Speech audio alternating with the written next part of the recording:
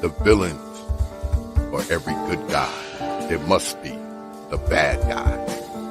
Society looks upon villains with disdain because they refuse to follow the rules. But are these villains really bad or misunderstood? Are they truly out for chaos and blood? Or are they more willing to get out of their comfort zone than the average Joe? Join us for our Villain of the Month discussion. We will break down their philosophy, their past, and their psychology.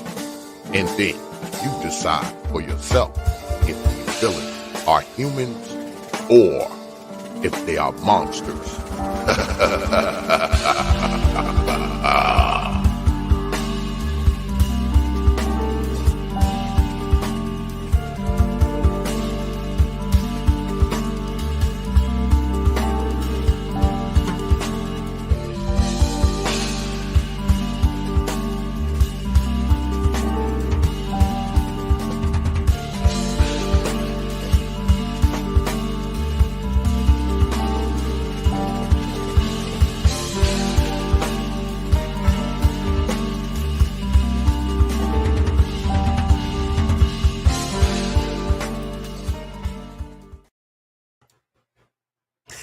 All right, welcome back to the Villain of the Month. This month being Dr. Doom. I am your host, Sigma Jones, and we have the usual perks and the people here, and we got more coming on later on. First and foremost, we want to give a shout out to our subscribers. Thanks for listening in. Thanks for tuning in. We truly appreciate the love and support. Hope you all are doing well this morning, afternoon, evening, depending on where you're listening in around the world. Man, we got a great one for you all because, once stated before, we got none other than Dr. Doom. So we are definitely going to be hitting on all cylinders. Also, before we get started, want to give a special shout out to the legendary Bruce Lee. Had he lived up to this day in 2022, he would have been 82 years old. So definitely happy birthday to the legendary martial artist and some of the great works he have done back in the day and all. So yeah, definitely just want to give that shout out. So let's introduce the man so far who will be giving this discussion on today. Off to my right hand side is the brother none other than Lawrence Guy.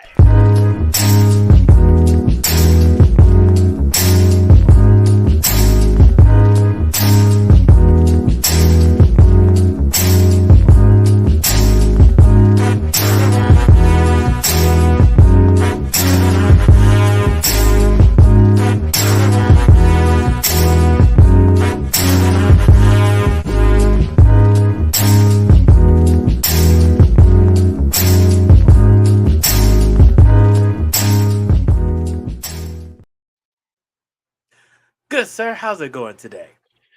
Good, good, good. Shalom, shalom. Cry Oh, havoc and let slip the dogs of war.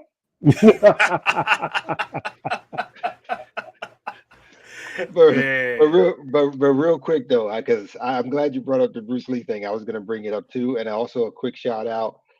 We lost Irene Cara today. Oh, wow. Um, Really? uh, yeah, yeah, 63, man. They found her Wow. well, she doesn't live too far from me. She's in Wow. Largo. It's like a 20-30 minute drive from me.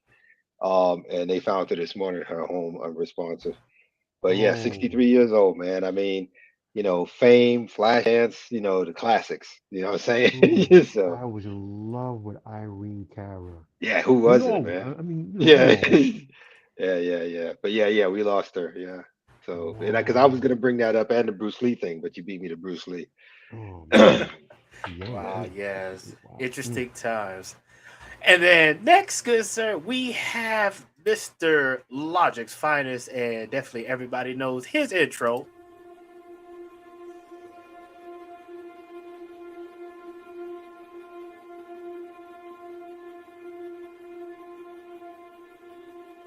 I'm so disappointed, Ichigo. So very disappointed. Sadly, Your sword exhibits only fear. When you counter, it's because you fear being killed. When you attack, you fear killing. And when you try to protect someone, you fear you could let them die. The only thing that your sword speaks of is senseless fright. And that's not good. What you do not need in battle is fear. Nothing will come of it. You counter, you don't let them cut you. If you protect someone, you don't let them die. When you attack, you kill.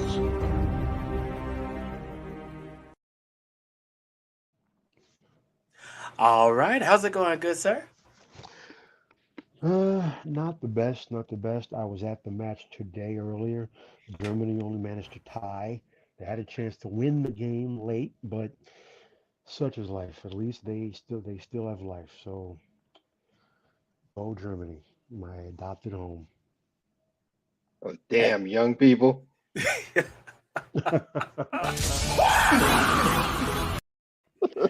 Funny you say that because the kid, a young kid, he got the assist on the only goal that they scored, and then he had the defender one on one, and it was him and the goalie, but he held the ball too long and he didn't take the shot. And anyway, I know soccer is not an American thing, but Oh, good. But I'll watch it though.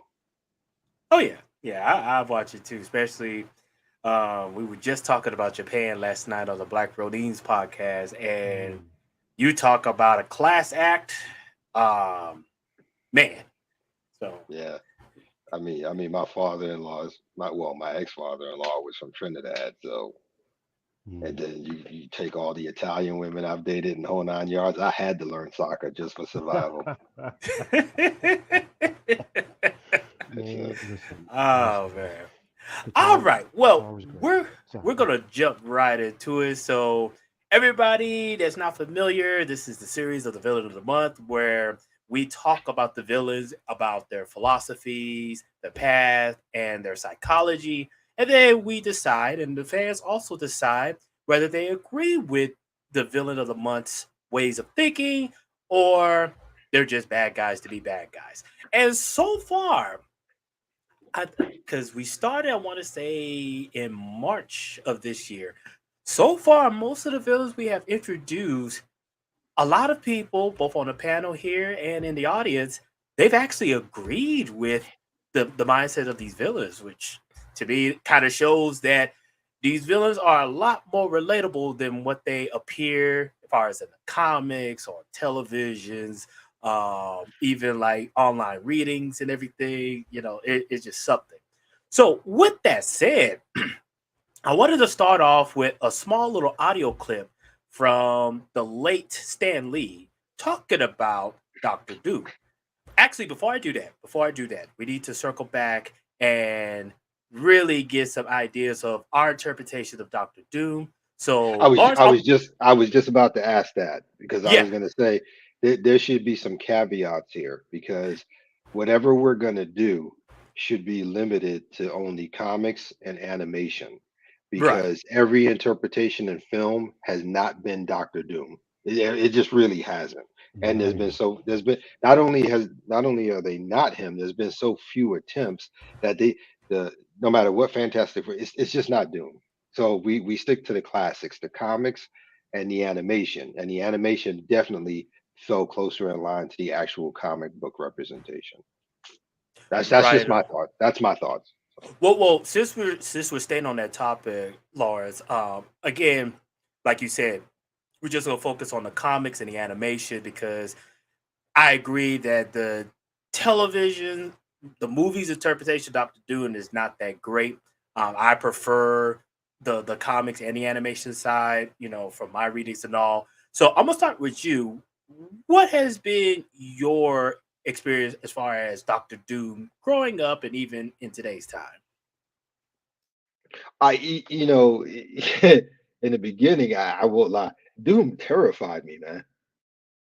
Mm, As a kid reading them, Doom terrified me. I mean, terrified me in a way that you love to be terrified, like you watching a horror movie, you can't look away mm, because I was like. because like for me, I've always had a tendency, as we've talked about many a times, on the villains we've done so far, and of course my avatar. I like the characters who are like highly intellectual. That's my thing. I love those. So Reed Richards was my man, and then to have Mm, somebody like Doom come along who could match him, and for all intents and purposes, if we're really going to be honest, is better than him. You know what I mean? ooh, Yeah, yeah, Doom used to freak me out, man, and I loved him for it. I loved him for it. I also loved that air of superiority about him because he was confident in his skills. I love the way he ruled his country. With yeah, I mean, you can call him a despot all you want to, but he ran that country with no pun intended iron glove. right. but but but his people worried about nothing. That's true. They might not have been thrilled about his heavy handedness, but they lacked for nothing. And and then to take step things even further, you go from a man who's intellectually on the same level or higher than Reed Richards, who can easily replicate any other advanced thinking person from Iron Man to Reed Richards and everybody else in between, to also adding in the fact that this is a man who, for all intents and purposes, is the logical next step to be the master of the mystic arts and can replace Doctor Strange. That's madness. Mm, And that's why I think he's superior to Reed. Because Reed has difficulty accepting the concept of magic because he's so intellectual, while Victor has mastered both. That's yep. madness. That's madness. I love him. I love him. That's all I can say. I love him. No, no, I definitely like the enthusiasm and everything because I'm the same way. Especially growing up and watching, Fantastic Fours, the X-Mans and everything. Doctor Doom definitely was that type of character where I really felt like he was unbeatable. Even though he would make slight mistakes here and there, like if he was truly serious, he was just unbeatable. And the fact that he's able to outsmart Richard Reed, Reed Richards, and so many others. He was that first villain for me where it's like, yeah, if I wanted to somewhat emulate a villain's way of thinking, it was Doctor Doom because Well, he was, but yeah, I mean, I'm just yeah, saying this is the dude who stole the power cosmic from the Silver Surfer hmm, three yep, times. 3 times, Three times. This is the dude who stole the power of the Beyonder in Secret Wars. yep, yep. Like in his own words, Doom is not to be trifled with.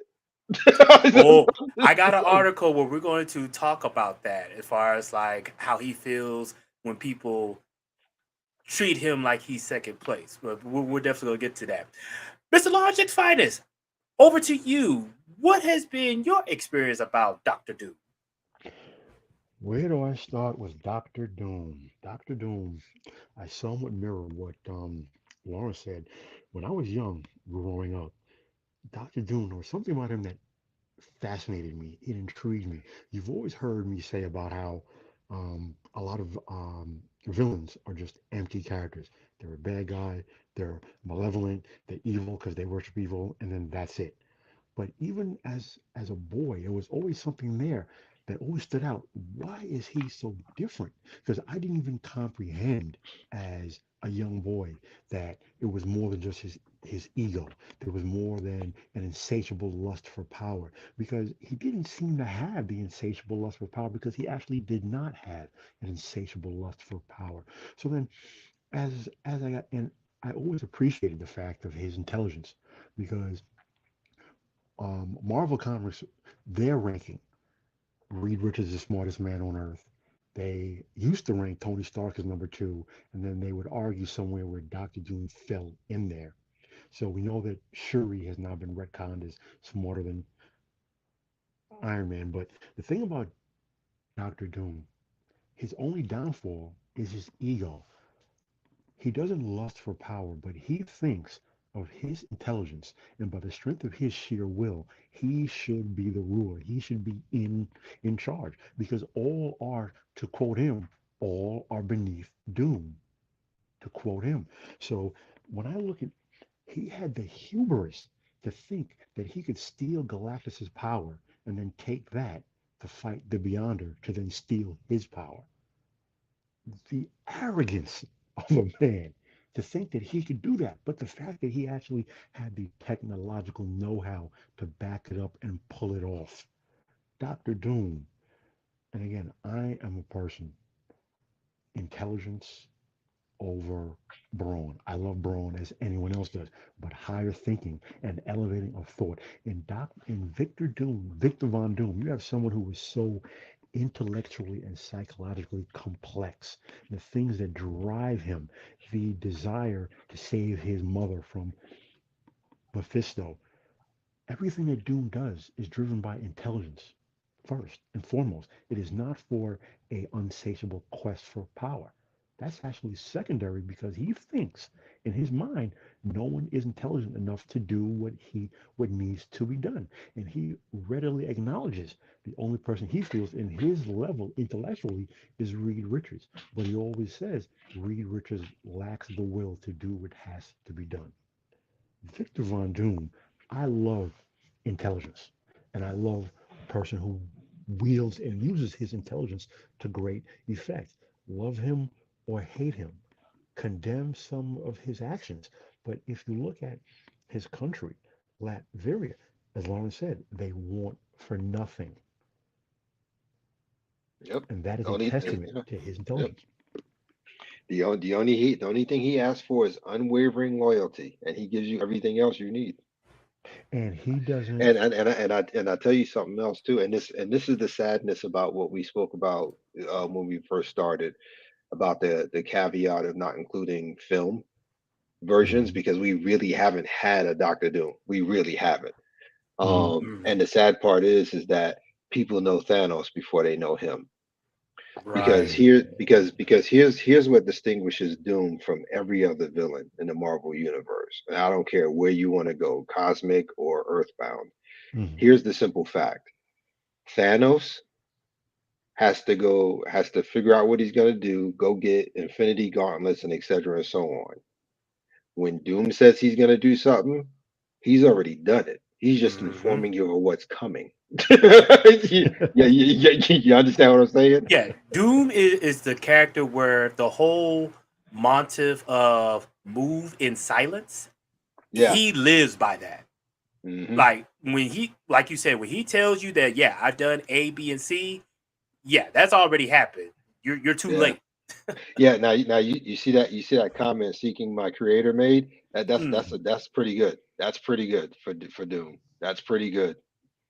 yeah. That is pretty Well, good. I have an audio clip from Stan Lee that I want to play so you all hear it as well, All where right. he talks about Doctor Doom, and I really like his analogy where he gives for this character. And I think it will help set the tone of what Doctor Doom is all about. So fair use, but definitely you guys will enjoy this audio from the late great Stan Lee. Here we go. Knowledge then wants to rule the world. And he's one of Marvel's worst villains, biggest villains. But if you really think about it, those of you who are scholars and who really specialize in legal matters, you could walk up to any policeman in any city and you could say, "Officer, I want to rule the world." It's not a crime. He couldn't do anything to you. You could want to rule the world. You could say that. Nobody would do anything. So if you really think about it, Dr. Doom, who's one of the world's worst criminals, doesn't do anything you could be arrested for. Now, DC never dreamed up a character like that.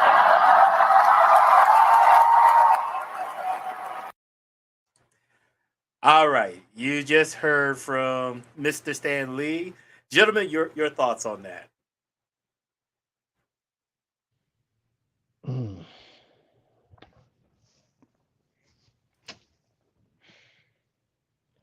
Lot to unpack there. Interesting, interesting theory. There Not is sure nothing to I unpack. It is simple. He necessarily is Doom. agree. What I what I was about to say is not sure that I necessarily agree with what Stan was saying. Um, Doctor Doom, Doctor Doom is not someone who's going to go out. See, here's it's funny you mentioned Thanos. Thanos believes that the universe required correction, so he has to go out and get the Infinity Gauntlet and kill half of life in the universe. Things will be balanced.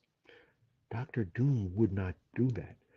Doctor Doom would literally in his head create a complex plan whereby he would somehow manage to rule the universe and bring things into balance.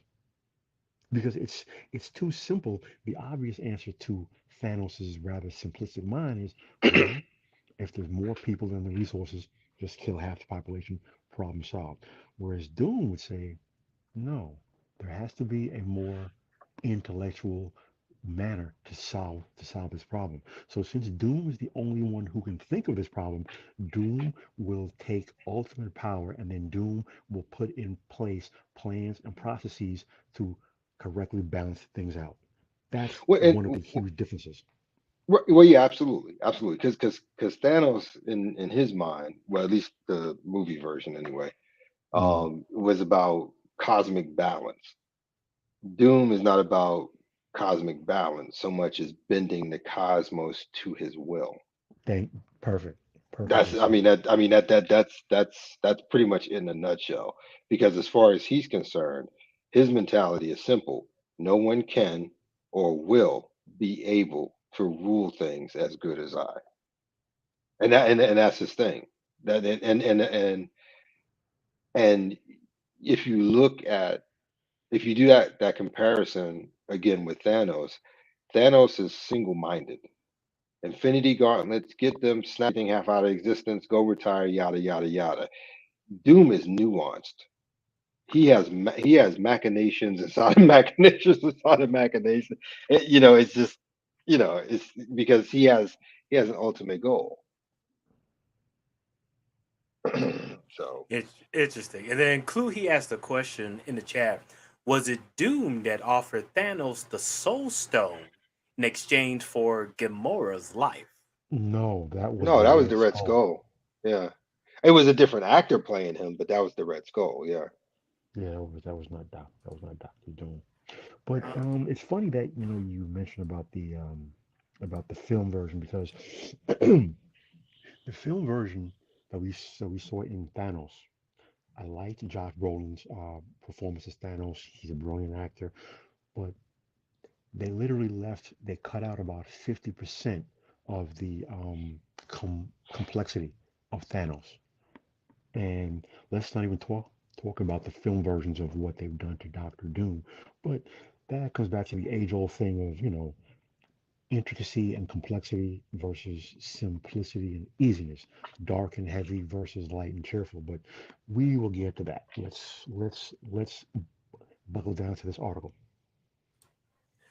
Right on. So yeah, this article is by Vulture and it was published back in 2017.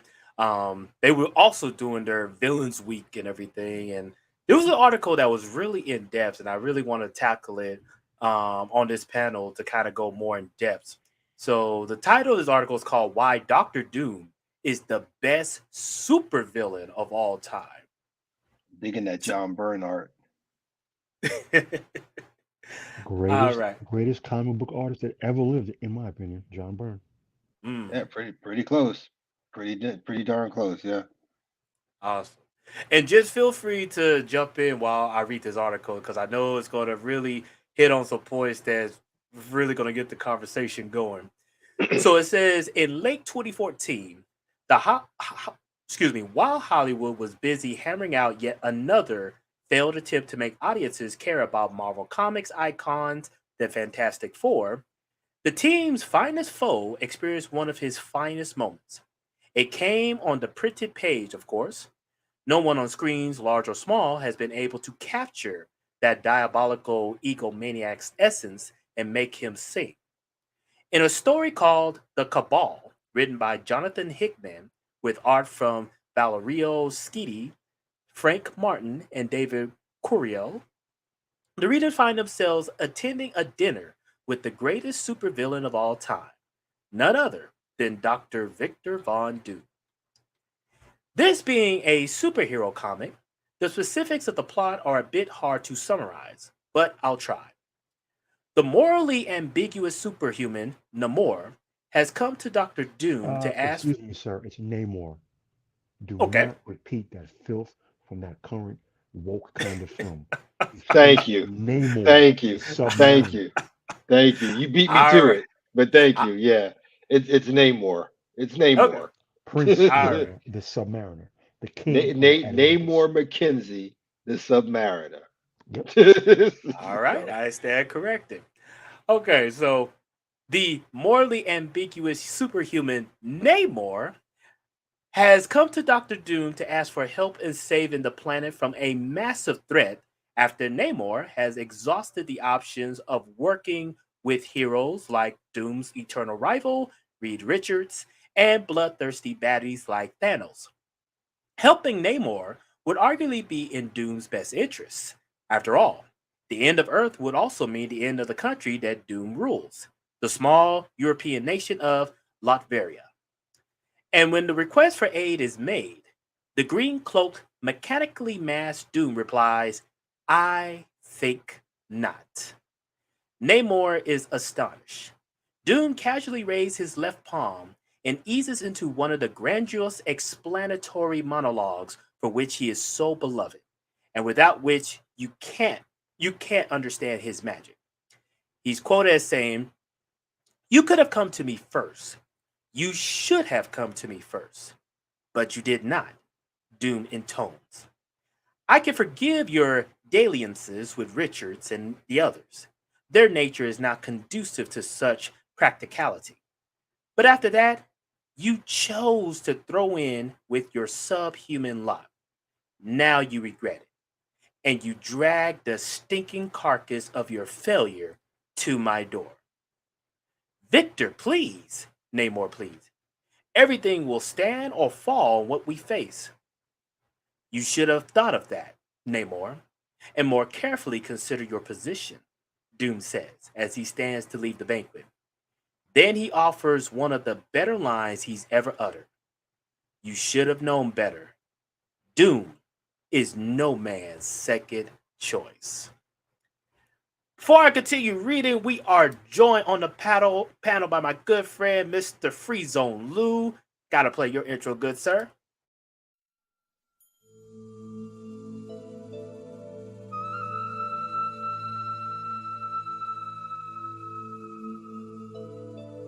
Are you aware of the proper method that one should use to eliminate weeds? You see, weeds, when left unchecked, will rob the flower of its proper nutrients. So what do? If you uproot the weed, then you disturb the flower. Its roots and soil don't like to be interfered with. So, what do? You learn to plant flowers that utilize the weeds as a form of nourishment. Take a look. This flower is an example of a beautiful exterior masking its true intentions. Intentions that are really quite brutal. Mr. Free Zone, how's it going, good sir? Man, Where's my peace money? Peace and blessings, brother. Peace and blessings to your brothers. Where's my money?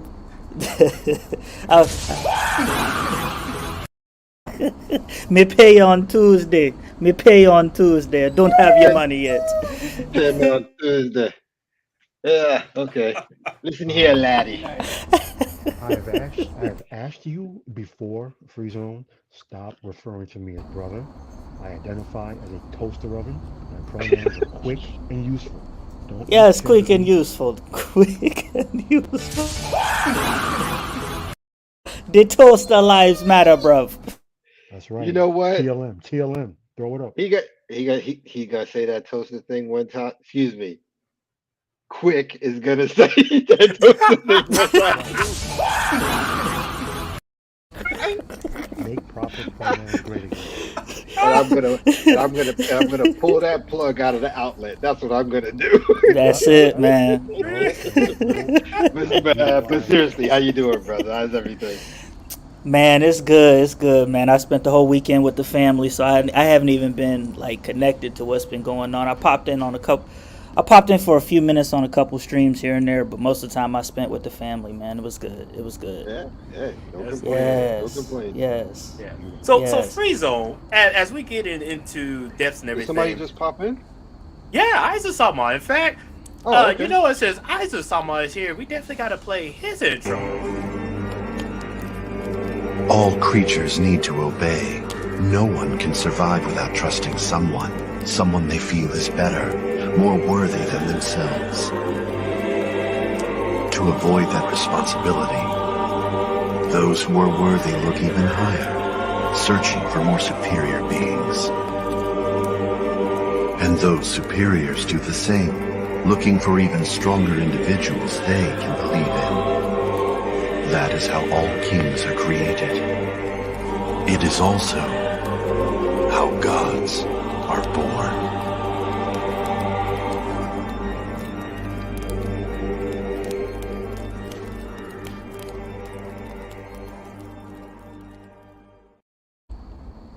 Now, I gotta say, if there is an anime version of Doctor Doom, it is Sasuke Aizen.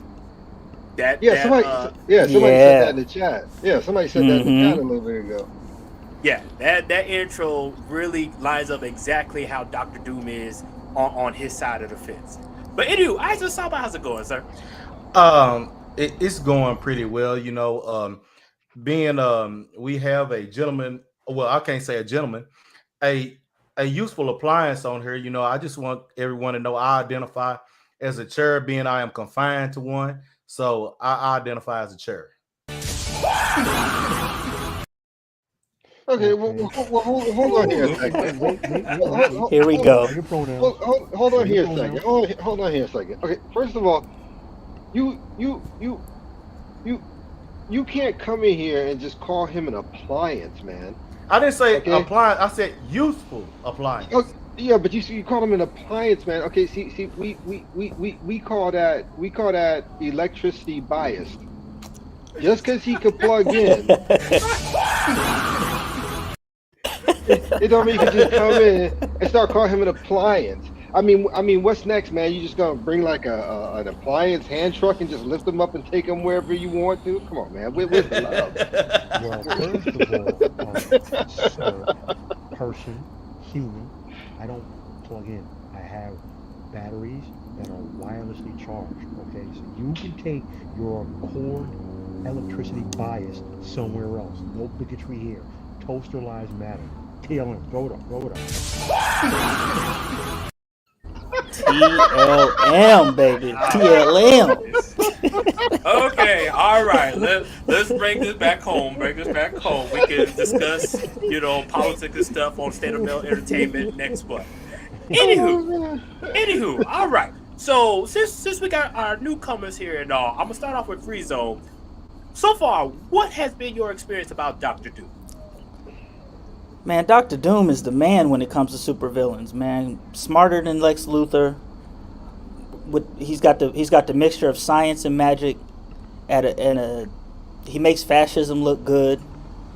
I mean, he's the man. Like and this is why they're trying to roll him out for the Secret Wars. The idea is that he's going to be, finally, they're going to start treating him like the villain that he deserves to be treated like, because the last few renditions of him in movies, it's not been good, man. It's not been good. They haven't been able to capture the complexity that is Doctor Doom, and they've kind of minimalized him as the threat that he actually is.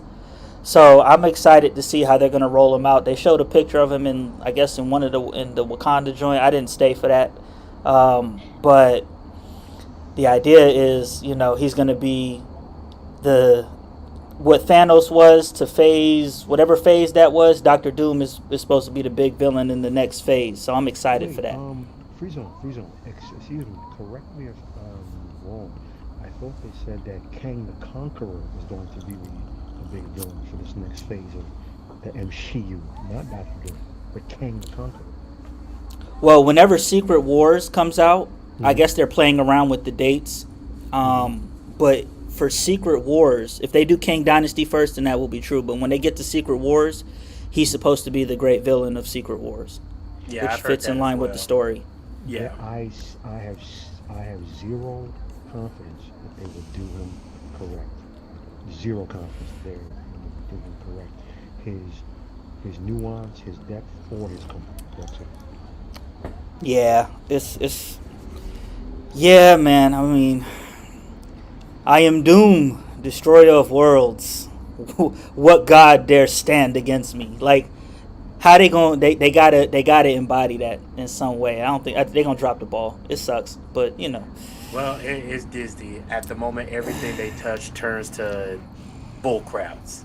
But anywho, moving I on. saw someone said, "Oh, I'm sorry." Yes, sir. So Isaac Sama, what has been your interpret or experience of Doctor Doom? My experience is that he is a very, very capable leader. Um, I know earlier you said that that he and Eisen would be, I guess, similar. Then that means I would have to look at him as, instead of a villain, more of an anti-hero. I've always seen Eisen as the anti-hero of the story. But anyways, even though Doom could be callous, it seemed cold. Whatever he done was nothing without reason. Nothing was without reason, and without him in Latveria, things went downhill. So it just goes to show how capable he is, just as a leader.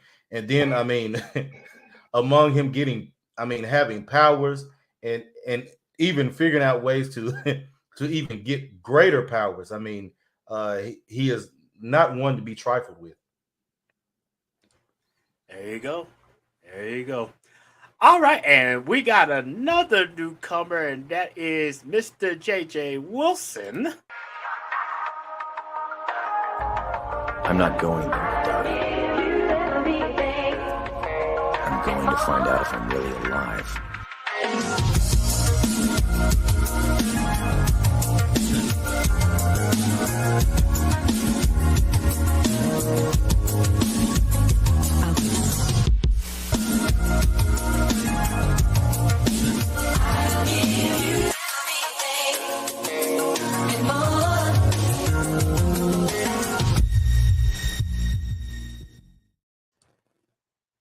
What's going on, JJ?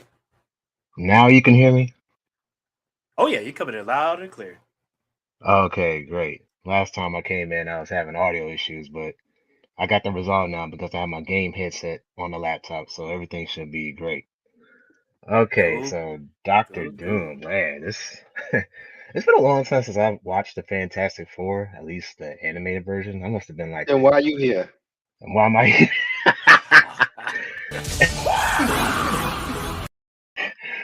Yeah, I was invited. So. You just say stuff that you know I'm gonna mess with you about. Wait a second. Time out. You're telling me the last time you watched Fantastic Four, so the fact that you did not say you read the Fantastic Four, you are canceled. You are done. Oh my. Dang. Man. That's right. that what- That's right. That's right. You've been told. That's right. You've been told off by useful.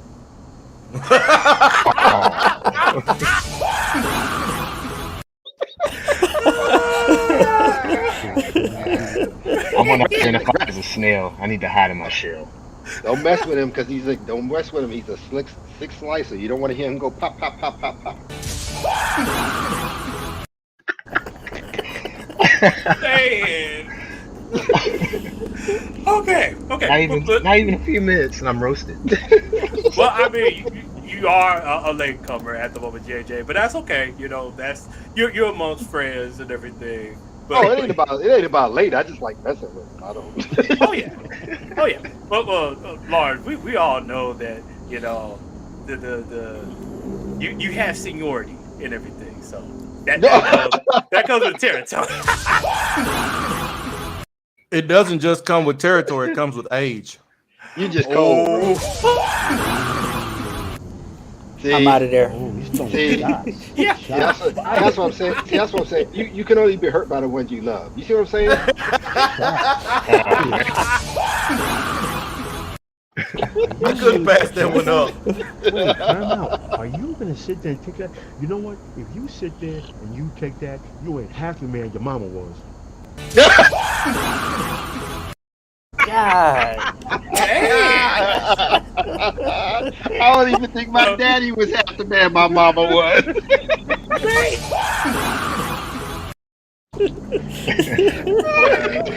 Somebody about to catch a flight. Oh man! You know what? We could do a whole show of us just roasting each other. That's funny. Right? That is so funny. Oh, that was good. That was God damn. Yeah, one right The Doom after is another. strong in this building tonight, man. Very strong tonight.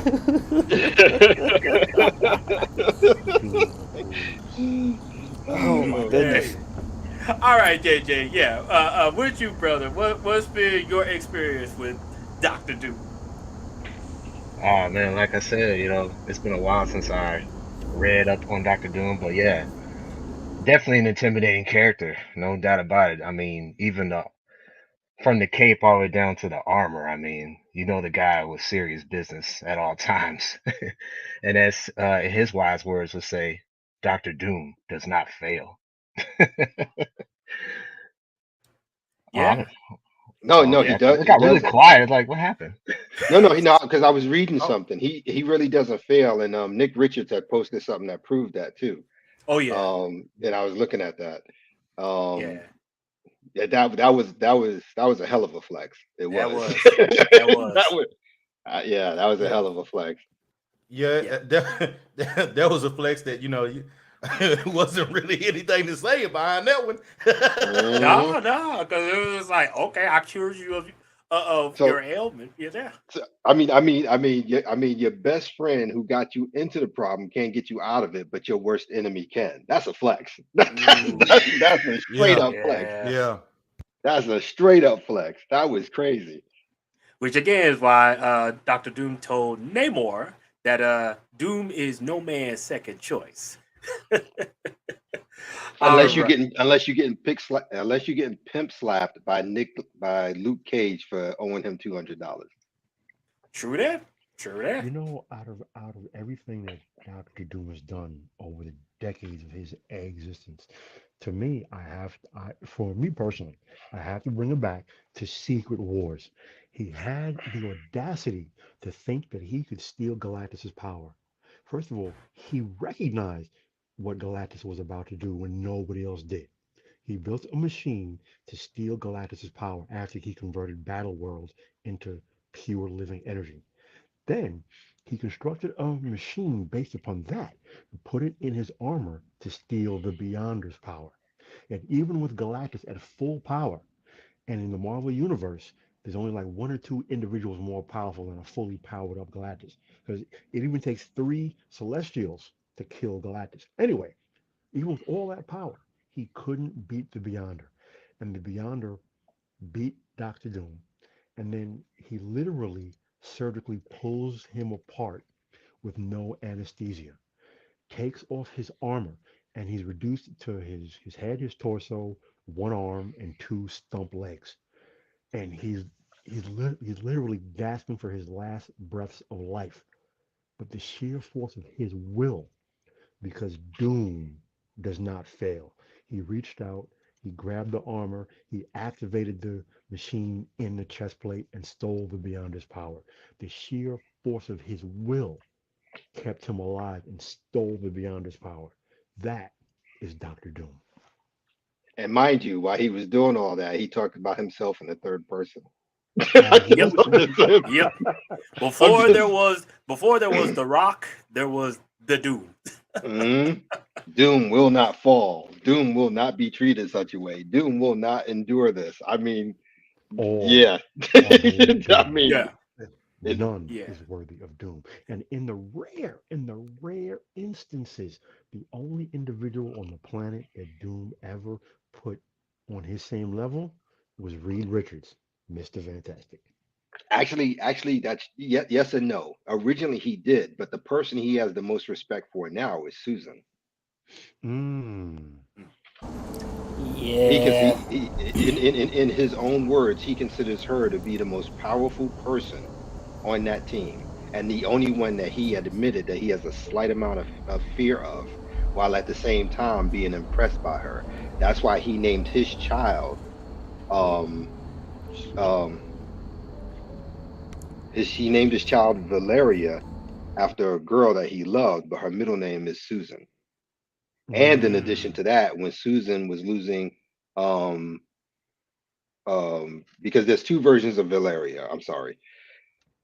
The original Valeria was a child, Susan. It was the second child of Sue and Reed.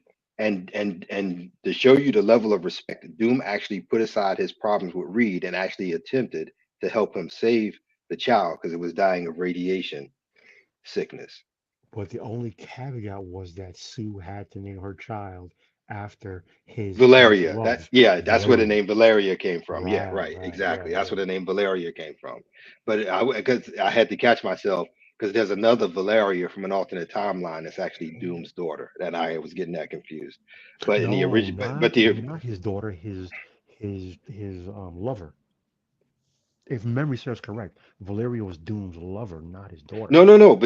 no, but I'm saying there's multiple timelines. There is Ah, one okay, where okay, there's actually a daughter. okay, But the okay, gotcha. but the actual Valeria, yeah, that is his lover. That no question to that. But like I said, that's the thing about comic books. There's multiple timelines, so I get them crossed sometimes. Um, Mm.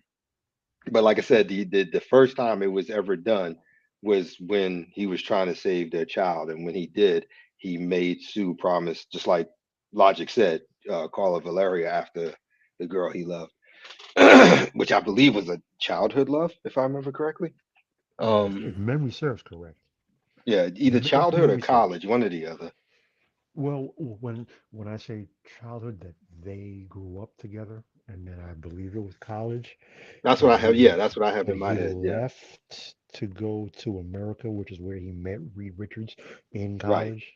hmm And then he came back, found her again, and they picked up where they left off. That's at least that's what I have in my Yeah, yeah, head. But yeah. yeah, but yeah, but like I said, where Doom's concerned, Doom Doom is very limited. And that's another thing I like about him too. He's very limited on his concepts of love interests. Oh yeah. Um, his respect and admiration for Sue has never been on the level of him fawning over her the way Namor does. You know what I mean? It's just a begrudging respect on her capabilities. While on the other hand, Valeria, I think there was a storyline with um with Scarlet Witch called the Children's Crusade. And other than that, the only other person that I can think of outside of the two of them that he actually was like literally attracted to was Storm.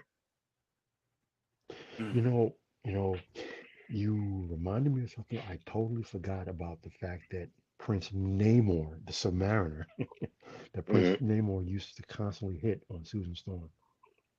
I Hit on her. He used totally to forgot kidnap about her. that.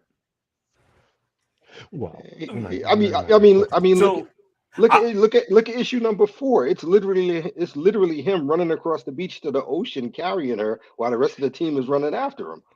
I mean, the all dude right. he would kidnap her on a regular. oh yeah, okay, So yeah. let's put Back a back on pin. topic. Back on Yeah, topic. let's put Yeah, a I'm sorry. pin Yes, yeah. on Sorry, that sorry, sorry, topic, sorry, and then sorry. yeah, because I really want to get into this article because it gets a little bit more in depth. So I'm pass through this the other paragraph because it talks about how Fox bought the rights to the Fantastic Four and how that kind of threw a hammer into Disney's plans of using Doctor Doom and everything. But we could talk about that on another stream.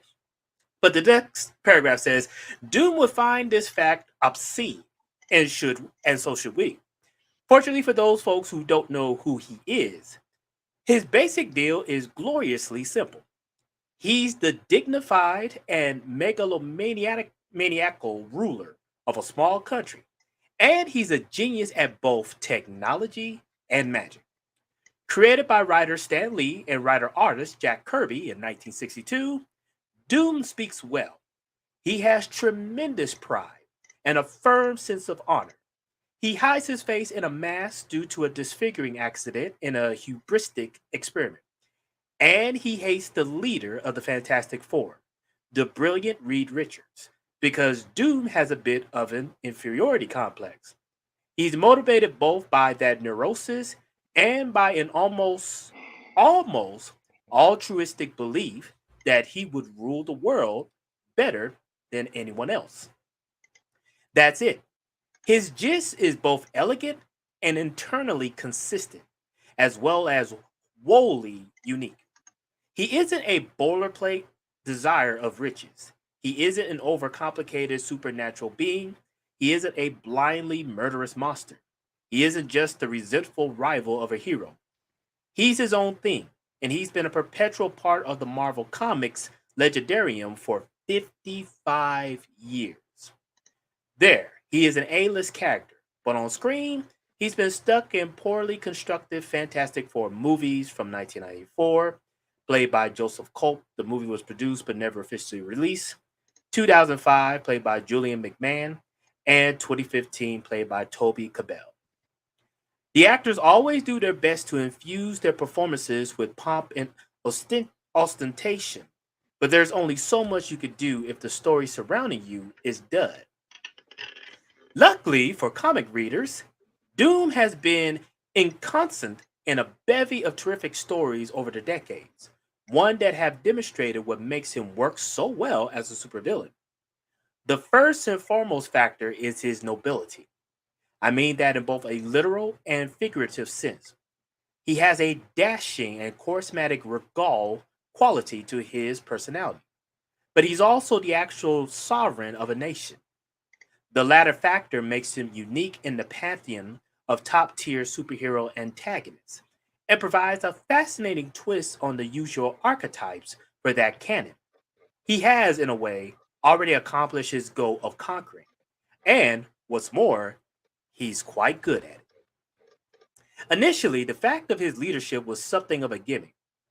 The main reason I like Doctor Doom, this is Stan Lee talking, is because inasmuch as he is a king, he could come to the United States and he could do almost anything and would not get arrested because he has diplomatic immunity. This, of course, is a little silly.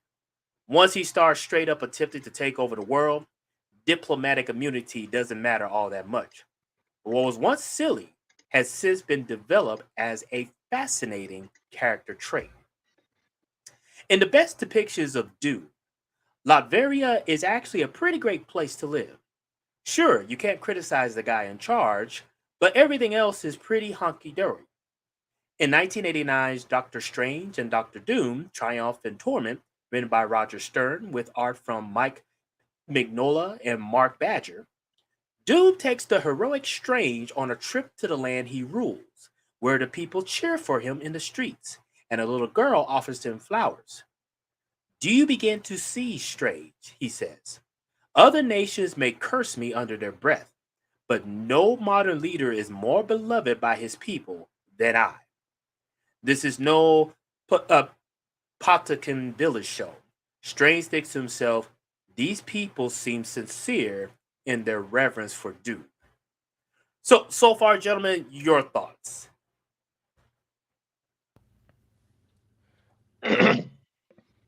I would just like to say that I think that, that article there pretty much explains how, he's very capable. Uh, he's good at being a leader. He's good at running things. It's just that it doesn't only end with Latveria. He wants to run it all. And who better to do it than him? Yeah. And later on, we kind of get into more of his mindset when it comes to Reed Richards and all. But yeah, he's to me. I I've always had the sense like that. If he could run his country and really like be loved by his people, how hard is it not to like Doctor Doom? I Right. always had that mindset when I was a kid. The thing about his people is that his people actually love him. They actually Yeah. do. And the thing about it is there was a storyline where him and T'Challa in the comics were arguing, and there was like some kind of thing about being to see if his words were being true by being judged by the Panther God of Wakanda. So he laid his soul bare, and only to find out that he literally meant what he said. He believes in doing right by his people. He believes in a utopian future where everybody thrives. The thing about him is that his only problem, if it is a problem, is that he believes it can only be done if he's in power. That's it. That's it. Other than that, he wants everything a superhero wants. Yeah. Yeah. You know what I mean? So I mean, Yeah. He rules well with an iron fist. exactly. There you go. He's got the whole world in his hands. That's kind of his motto. The thing is, he does and he doesn't, because when we say rules with an iron fist, we think of communist China, the Soviet Union, Cuba. The reality is, Doom does not allow dissent. True. And he does not allow people to have any say in what happens. True. However, the people want for nothing. They enjoy a relatively safe and high quality of lifestyle. By some accounts, in the Marvel universe, they're among Latveria and Wakanda are the safest, highest quality of living on the planet for Yep. obviously two different reasons. But so he doesn't actually rule with an iron fist. Again, Doctor Doom is such a well thought out, complex, intricate, thoughtful character. He is not. He's not a trope. He's not a stereotype. You can't actually check any of the boxes and say, "Oh, okay, he's this or he's that," because he's all of them, but none of them all at the same time. Yeah, absolutely. Is it possible for you to turn the gain up on your mic? Yeah, Logic covered it a little bit low. So Actually, you sound lower than you did before. I don't know why. right. So while he's doing that, I want to read this next excerpt that really it is really awesome, and I think it'd be so we could dive deeper. So the next paragraph says, in fact, we got a glimpse of what that'd be like in the 2015 Secret Wars miniseries, written by Hickman, perhaps the greatest voicer of Doom in the character's history, with art from Assad Ribic, Eve Versina, and Paul Renard. After a multiverse-shattering series of disasters, Victor uses his magical and scientific abilities to defy entropy and create a new Earth, one over which he has omnipotent control. Sure, it has its problems and conflicts, but overall, it holds together and, most important, acts as the last refuge of the human race. Strange becomes Doom's right-hand man, and when Reed Richards asks Strange how he could join with the baddie, Strange replies, "It's easy to explain, Reed. He is very, very good at playing God."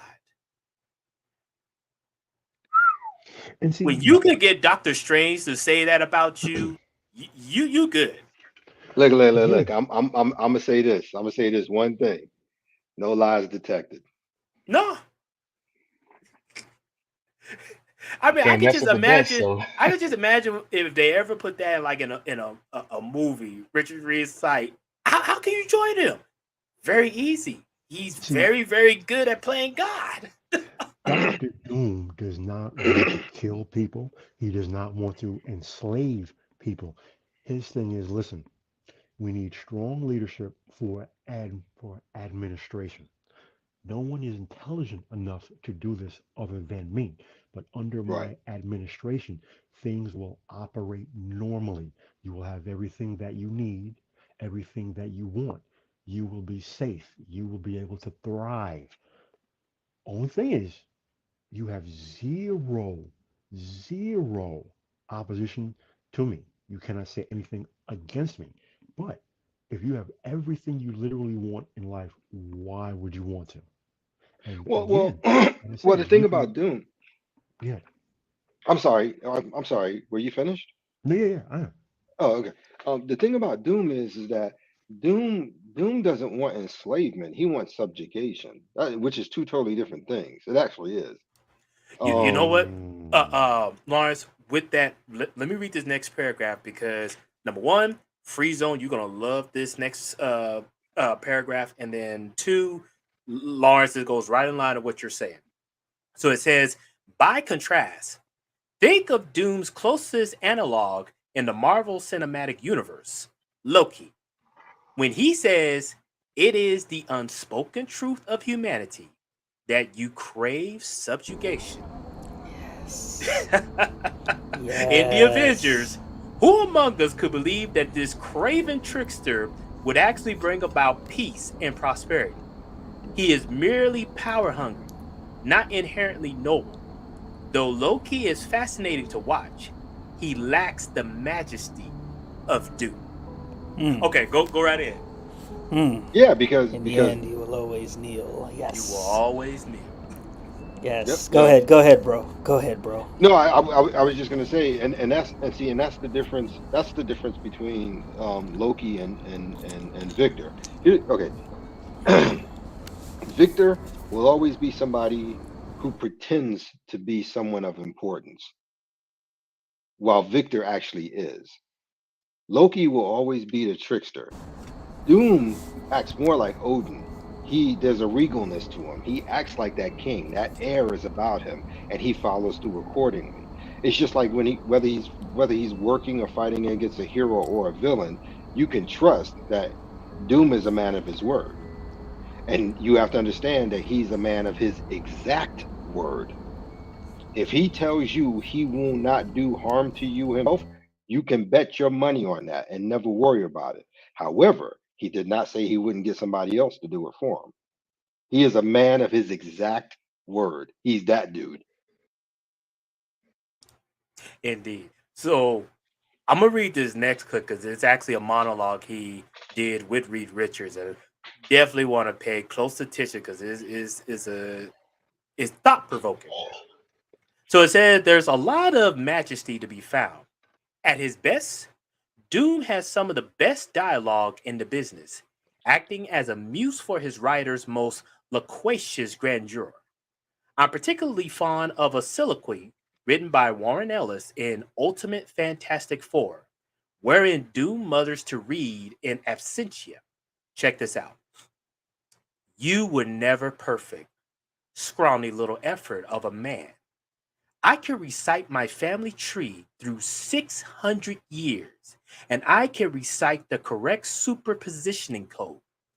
Even now, you never understood that science is an art, not a system.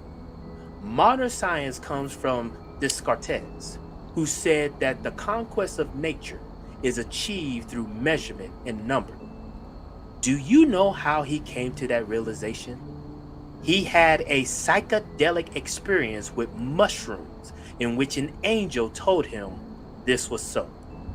Your precious reasons are all based on a hallucination, and you pit your phase space theory against my infallible instinctual knowledge of what is right. Your system is so utterly wrong that not even I could fix it. Go ahead, gentlemen. Go ahead. I just want to start by saying, man, he said a word in there that I really don't even like, but he used it eloquently. The word perfect. but we'll leave that for Mhm. another time. Oh yeah. Mhm. Definitely for next month's State of Mail Union, State of Mail Entertainment. Yeah, we're gonna be You talking know, about that word perfect. this But go I'm ahead, this go am- ahead. hey, I'm this is amazed he ridiculous. can recite his family tree up to 600 years, and he can recite superpositioning codes. Like I don't even know what that is. And he debunked Rene Descartes. That's like a French philosopher and scientist, Yes. if I'm not Well, mistaken. I, This is a well, brilliant treatise on the ages old conversation of religion versus science. yeah, This is well written, well done. and that 600-year lineage, you have to understand, it actually crossed his bloodline crosses over into two other major bloodlines. One is Kang, and the other one is Reed Richards himself. Yep. Hmm. So there's a very distant relation there. But for me, okay, there's two things, and I want to read them real quick. Okay, the first one is when Doom had actually caught one of the X-Men, right? Mm. Psylocke, and he was holding her prisoner. This is what he said to her. He said, "You do understand. You mean nothing to me. Hmm, You're a fat piece of furniture I may need for trade.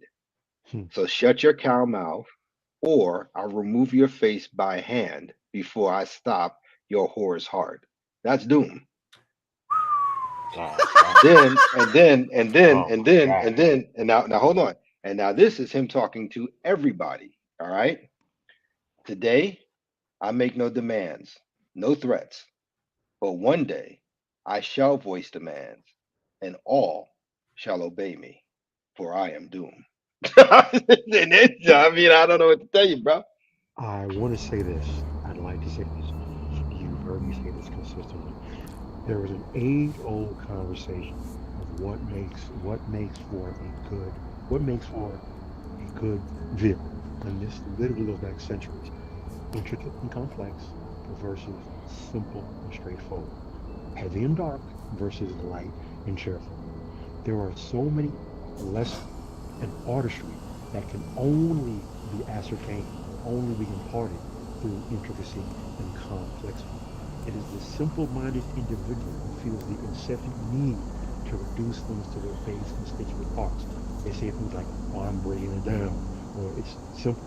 No, it's not that simple, because there are things that you are literally missing through your feeble-minded insistence on reducing things to their base constituent parts. Free Sorry, Zone, you about to say something? rant on. Sorry. No No, I worries. wasn't gonna say anything, man. I wasn't gonna say anything. I just Okay. Hmm. he's just amazing. Like all the people that he's faced. Didn't he face the devil at one point in time? Didn't he face Hitler Mephisto, at one several point? times. Yeah, man. Yeah, bro. Like, like, like just to compare him to Loki is nonsense when you stack up the accolades and stuff. But just Well, go speaking of ahead. that, yeah, speaking of that, so I found another article that actually talks about some of the most dastardly deeds that Doctor Doom has ever done, far as in the comics and all. And it is a great read. So I want to kind of touch up on some of the things that he did. So starting off at number one, he separated the Hulk from Bruce Banner. It says, Yes. first off, yes, you read that right. Hmm. Doctor Doom is absolutely one of the most intelligent people in the Marvel Comics. He is clearly quite few steps ahead of Bruce Banner, who was never able to separate himself from the Hulk persona. But in a moment of frustration, the Hulk reached out to Doctor Doom to remove the Bruce Banner persona from their shared mind. This resulted in Bruce Banner effectively going mad, although this may have been from a brain tumor caused by his extraordinary gamma radiation tests. Despite having his life return back to normal, Banner felt that part of himself was missing without the Hulk. So he set out to create another gamma radiation bomb explosion to recreate the event. He risked the entire island and lots of lives to make it happen. Ultimately, the Hulk came back and merged with Banner again, using the Force from the explosion as a catalyst. But all of this destruction, all of it was the result of Doom's intervention. Your thoughts, Jits? How about this? Believe in something, even if it means killing everything. How about that? There you go. The mere fact that he removed Hulk's persona from Bruce Banner to the point to where Bruce felt like, I gotta get him back. And so he creates another gamma radiation bomb, costing the lives of some people, more destruction, just so he could get the Hulk back. Mm-hmm. Sounds like a jerk move. Well, I mean, I would say to me, it just sounds like something he just did on a whim for a flex. Because, I mean, if you really think about that, the only thing keeping the Hulk in check is Bruce Banner, them being together. Right? Yeah, but pretty much. everything that Doctor Doom does has a reason to it. So for Doctor Doom, the ability to show his intelligence in and of itself is a motivation. Also, if he can separate Bruce Banner from the Hulk, now he has something in his mind that he sees he can possibly have full control over the Hulk. Everything that Doom does has multiple layers, multiple reasons, multiple motivations. But at the end, all will serve Doom. There you go. So check this out. Number 2, he manipulated mutant kind. As a master intellect and supervillain, Doctor Doom is no stranger to manipulation, and he most certainly was manipulating the Scarlet Witch after and possibly even before M-Day, the day that Scarlet Witch erased the majority of the mutant population from existence. After M-Day, Scarlet Witch seemed to have lost her powers and her memory, even though Doctor Doom didn't. In fact, he even claimed that he manipulated her into causing M-Day in the first place, which is definitely not true. They fell in love, truly, but Doctor Doom was so scared to lose his love that he kept her from the past. He wanted to give her a peaceful life, and he believed that ignorance was bliss. This did not sit well. Oh, go ahead. Go ahead, Lawrence. No. I'm sorry. You go ahead. I thought you were done. I'm sorry. Go ahead. Oh no, it's this last sentence here. This did not sit well with Magneto, the Avengers, or the X-Men. Even when Scarlet Witch gained her powers again, they stayed together for a time. Yeah, and what I was going to say is that's the storyline I talked about earlier, the Children's Crusade. That's that one right there. Yeah. Right. And then when I was talking about his love life and how many people he's actually fallen in love with, that's that storyline. Yep. And that next one, you're about to read. That's the other story I said about the Panther God, reading his soul and all that good stuff. Yeah. Yep. I was just about to get into that. So coming in at number 3, Doctor Doom invaded Wakanda. So for those out there who are Wakanda forever, you may want to turn off the stream. This is not for you. Neither is Wakanda forever. Right? It's Woman King Part 2. Excuse me. It's Wakanda in the MCU. It is filth. That's it. There That's you go. it. I have not seen it, and I never will. Nah, likewise. So next it says, during the Doom War, Doctor Doom invaded and took over Wakanda. He was able to use his abilities as a scientist and a sorcerer to connect his suit to all of the vibranium in the entire world. He established a connection with vibranium that was, in his words, more powerful than the power cosmic, the thing that gives the Silver Surfer his powers. And how would he know? Because he's stolen the power cosmic before too. But that's a different story. It says, most interestingly, When he entered the astral planes in Wakanda, even the Panther god Bass was surprised that Doctor Doom's motivations were pure. He wanted to take over the world to make it a better place. He wanted to save the world. He saw that the only bright future for humanity is the one with him ruling it. With him ruling it. With If I him could, ruling it. if I could interject really quick, I've always found it interesting that a certain demographic that does not read comic books, has never read comic books, but has latched on to the idea of the Wakanda, how they also don't read, because the Panther god Bast, that's an English derivation of the original word Bastet. Bastet is an Egyptian goddess. Bastet is the younger sister of Sekhmet, who's also a woman. So curious that these people who espouse certain ideologies have never harped on the fact that the Panther god is female. But I digress. There you go. And then it says, even the Panther god Bass confirmed this truth. Though naturally, the Black Panther rejected it. To T'Challa, the ends did not justify the means. Okay, we'll Wow. leave that there. Next it says, Doctor Doom took over the world. There is not a single soul that doubts the mental fortitude of Victor Von Doom.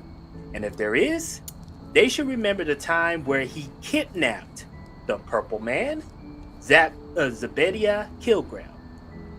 Purple Man has a powerful ability to control minds with his persuasive speaking, enabled by pheromones. He is the villain who kidnapped and tortured Jessica Jones, among others, with his terrible power. He might have had the most powerful mind control abilities on Earth, and yet, even from just inches away, Doctor Doom was unfazed by Purple Man's commands. Doom was able to use Purple Man to truly take over the world. For a long while, he made it a better place.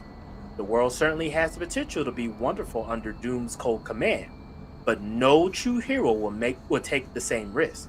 And ultimately, even though the world might be prosperous, it would never be free. Not under the thumb of Doctor Doom. Well, first of all, I take exception with the author of this article. The most powerful mind controller in the Marvel universe on Earth is Charles Xavier. With that being said, this next article about 2015's Secret Wars, which was a retcon and reimagining of the original Secret Wars, is where I bow out. All right. And then I this is have the to, last. I have Oh, to go ahead, agree Lawrence. with that. No, I was gonna Yeah, say I agree. I have to agree with that as well. Yeah, I agree as well. And then the last point in this article, it says when Doctor Doom became a god emperor. Okay, buckle up. In the 2015 Secret Wars, Doctor Doom helped discover the true power of Molecule Man. This powerful hero was placed in every single universe with exactly the same powers and abilities as an experiment by the Beyonders.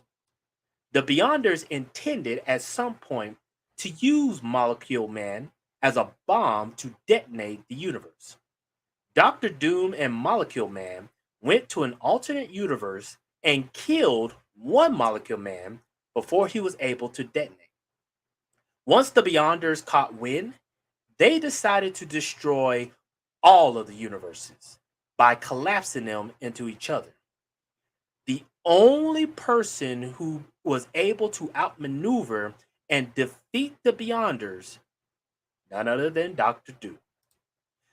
And when he defeated them, he took their powers that made him stronger than anyone, even stronger than Black Panther, with an infinity gauntlet.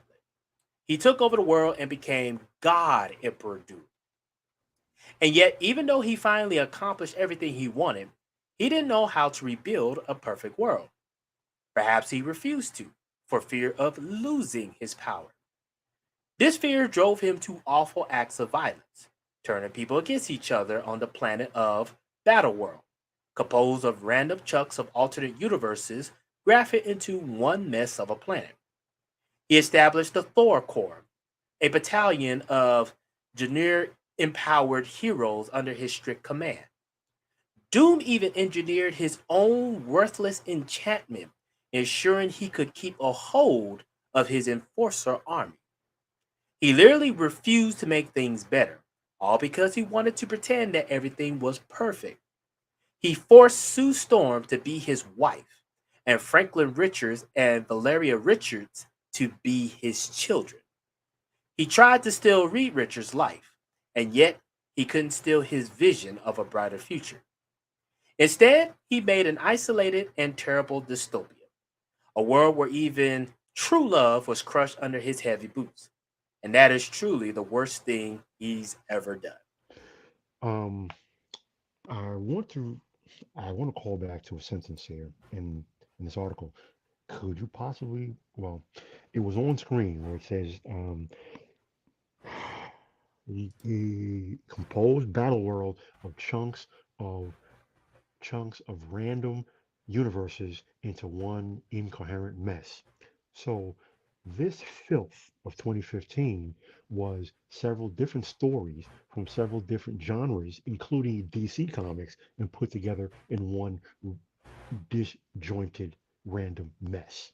They even stole God King from Frank Herbert from his Dune series, my personal favorite book in the series, Dune God Emperor. But I digress. This is filth. The original Secret Wars is a classic. It is timeless, and this attempt to retcon and change certain things for quote unquote modern sake is complete, disjointed, utter intellectual filth. Yeah, the story, yeah, the story as a whole was a horror. But sidestepping that, just talking about Doom, since the series revolved predominantly around him. I mean, they made him something other than Beta. That's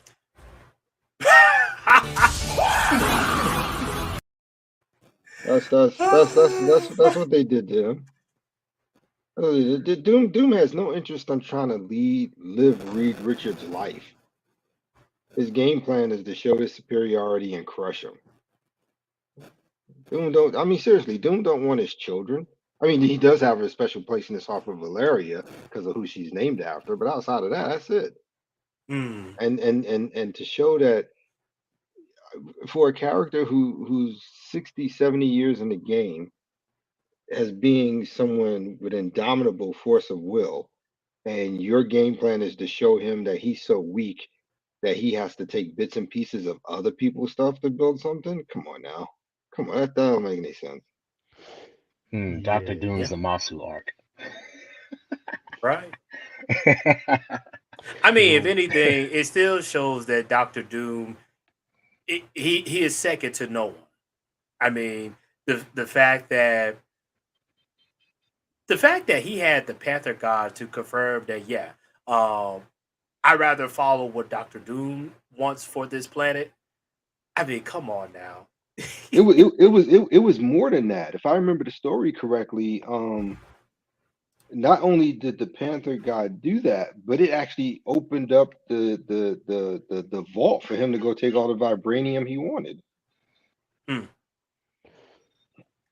man. in the original Secret Wars, Doctor Doom attempted to talk to Galactus and reason with Galactus, and Galactus dismissed him like, "You are a mortal being. Away with you."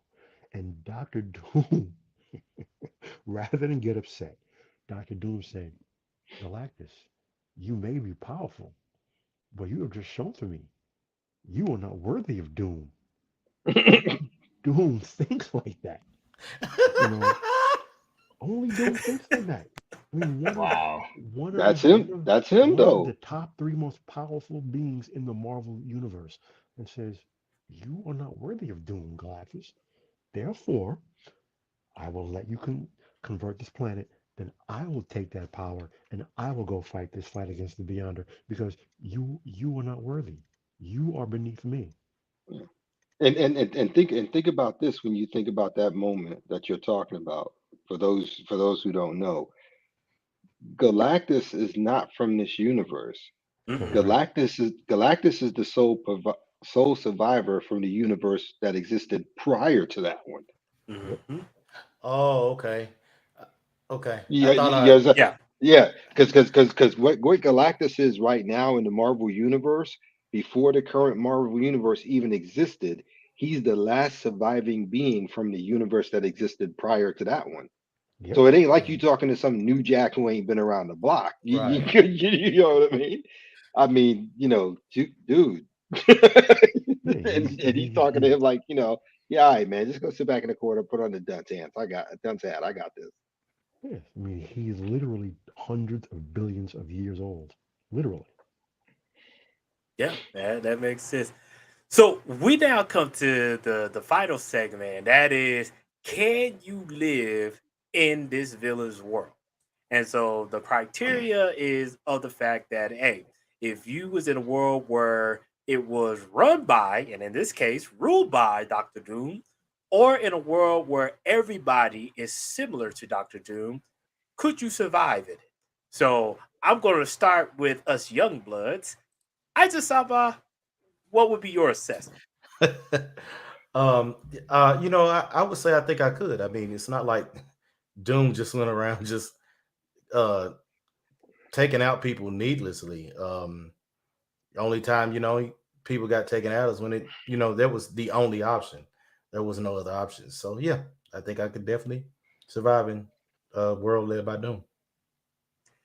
Well, you think Isaac Sama that he would get along with your characteristics, especially if you're running, Soul Society and all. That might be a hey, little bit hey, tough. hey, you know what? I could use my Kyoka Suigetsu to let him think that he's running the world and everything would be fine. Yeah, that one will be tough. That will be tough. Yeah. All right, JJ, what's your assessment? Well, if every person in the world was like Dr. Doom, I'd be scared shitless.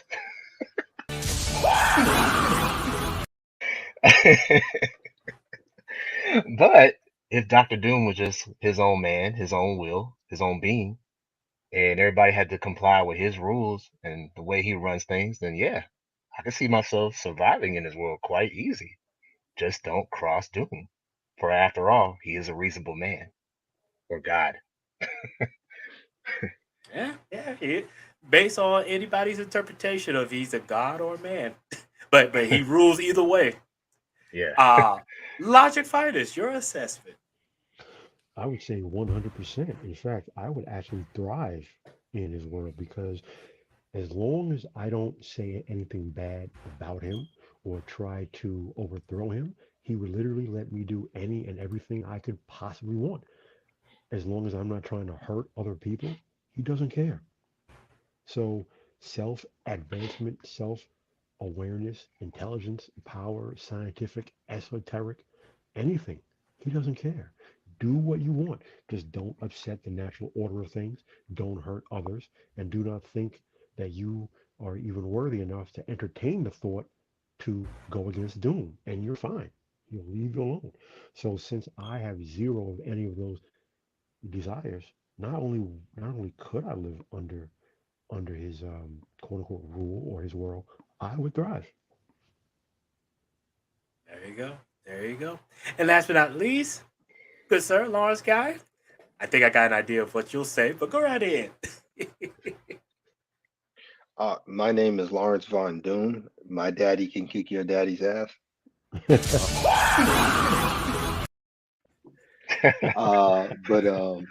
But no, I would be very comfortable. I would, and it's interesting because no matter where I land, I would be comfortable there. If I'm just an average citizen, I'm good to go. He don't ask for much except for loyalty. And in all fairness, if he's got me living happily and everything's met, I don't see why I can't give him that. And on the flip side of that, as someone who would like to believe he'd be of high intellect in that particular situation, I know that everything with him in that area would be merit based. I'd be good with that. Yeah, Uh-oh. that's where I feel like would I would do great, let alone do okay in a world of Doctor Doom, because believe it or not, he believes in merit. Like He if does. you show that you're a capable person, and like Lawrence, excuse me, like Logic says, you don't try to disturb the order of things. In Well, Doctor Doom's world, you a free man. well, I Dude, mean, I mean, yeah. well, I mean, if your intellect, I mean, look, there's only two reasons. Well, no, there's only two reasons your intellect would have any value in his society. One is to either enhance the society already in his vision, or your technological or intelligence would be to serve him. The only time he would ever have a problem with you is if you decide to use any of that to supplant him. Right. Right. You know what I mean? But I Hmm. mean, but outside of that, he's merit based because if you get him to understand and you yourself understand completely that all you do is in servitude to him, all that you create, all the inventions you do, and et cetera and so on, you got no problem. And truth See, be, and truth be told, that's what it should be anyway. Because if he's your king, whatever you do is meant for him, which 9 times out of 10 is for the betterment of the country as a whole. So, what's the problem? see, some people get it wrong. Dr. Doom does not hate Reed Richards. He's not against Reed Richards. Dr. Doom respects Reed's intelligence. And he said he's the only person he feels is on his level in terms of intelligence. What Doom does not respect, and he said numerous times, he feels, and he said, Reed Richards lacks the will to use his intelligence to do what needs to be done. That humanity needs a firm hand, it needs leadership. The smartest, most intelligent beings should be doing that. And he feels and he thinks that Reed is wrong for not doing so. But he 100% respects his intelligence. Yeah, absolutely, absolutely. I mean, look, Victor's biggest problem with Reed is a simple one. We've all heard it before. The reason why Victor has a problem with Reed is simple because Reed, for some reason, thinks he can make an omelet without cracking a few eggs. That's true. Yeah. That's That, true. that, that He's that's so that's in his Reed. head. That's Reed's whole problem, point blank. He thinks he can make an omelet without cracking eggs. Yeah. Doom knows you have to crack eggs and maybe slaughter a couple of chickens in the process. Yeah. There you go. Reed Richards, Mr. Fantastic. You know what? No, you're right. You're right. I I can't put it any better. I can't. Yeah.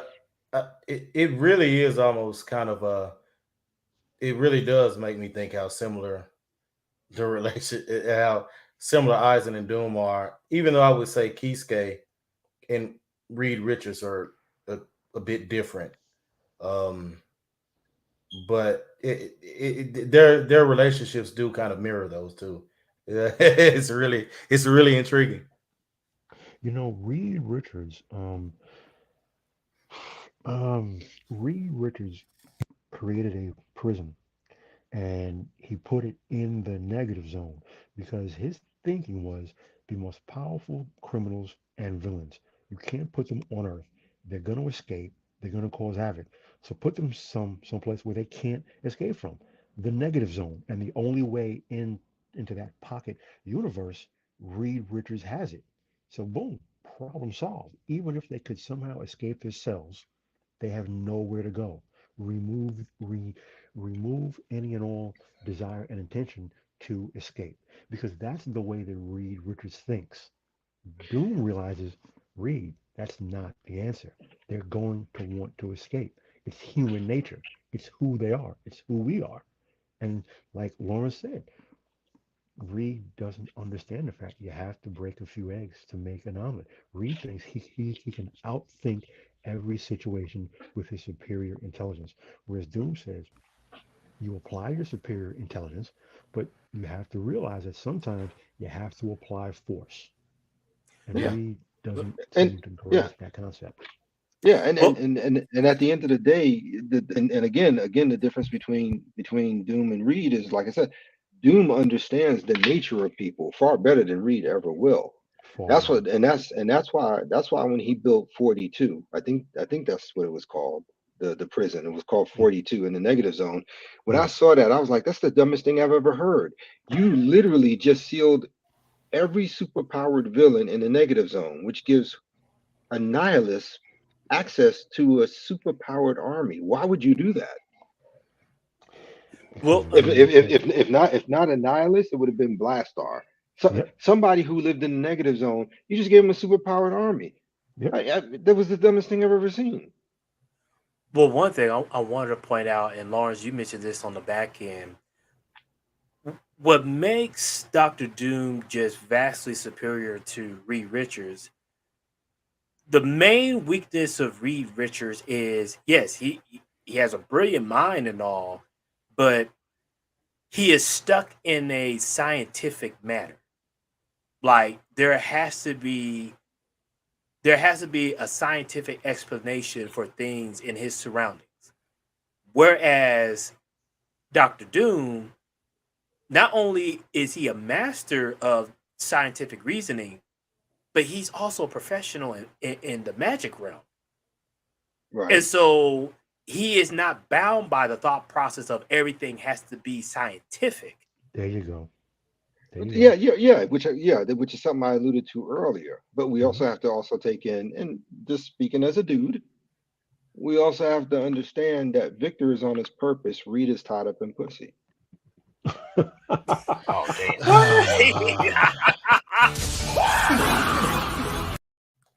No, I wait. So I would Lawrence, say I go would ahead, Isaac. I'll come back. I'll I come was back. Go gonna ahead, say Isaac. that I think that he's more so tied up in hope. What do you think pussy does? Well, Wait, I mean, you got people that's got hope that ain't got no pussy. So, Doctor I was gonna say Doctor Doom is above the coochie. right. yeah, Doctor yeah. Doom, That's my point. That's my point. No, Doctor Doom is not going to be worried about some imaginary punani. Yeah, that's what I'm saying. Even when he had Valeria or he had Scarlet Witch, if you notice, he sacrificed them for his greater needs. It wasn't that important. Did he but want it? Did he want it? Sure, but he wasn't going to sacrifice his purpose for it. man, I got to play this clip. Doctor Doom is not going to be like this.